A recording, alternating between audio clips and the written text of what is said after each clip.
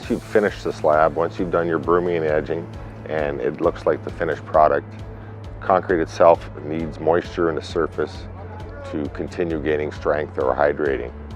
So what we use just a membrane spray-on cure and seal.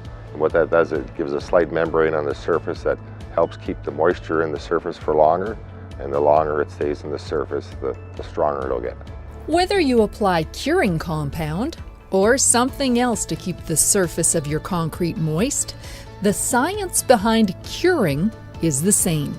There's a common misconception that concrete dries and that's how it gains strength, when in fact what it is concrete hardens through a chemical process that we call hydration, and that's the cement, as it reacts with the water, forms new rock basically over time.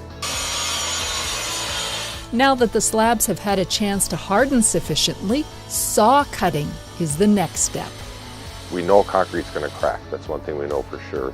So what we're doing is we're putting saw cuts in there to control the cracking within a straight line rather than a random line.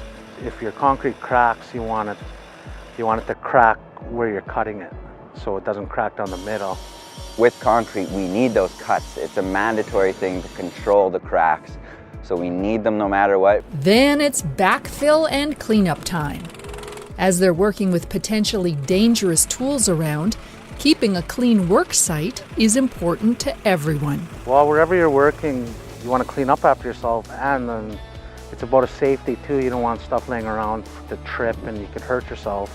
And it's good practice for everybody because we don't want to trip. It prevents hazards from happening, slipping, falling and all that, and we don't want anybody injured. We need everybody who's here for the crew. That's the point of all of us being in a crew.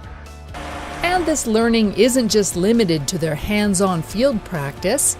During their course, the students also had a chance to see how concrete flatwork application happens in the real world. They experienced a few different locations on a site tour. I think it gave them an idea of the different type of residential applications. They saw the basement floor being poured. They saw basement walls being pumped. Concrete steps in the front of the house, they saw that being poured, just to give them an idea of the different applications in the residential part of it. With the pouring of basement walls probably being the most eye-opening. I just found it scary because you have to, for the basement walls, you actually have to get on there, and it's this high, and that guy's just pouring it in. I was like, holy smokes. But that's not stopping anyone's passion as they look forward to a future in concrete. I'm very grateful for it, and honestly, anybody who ever is wanting to take this program, go for it.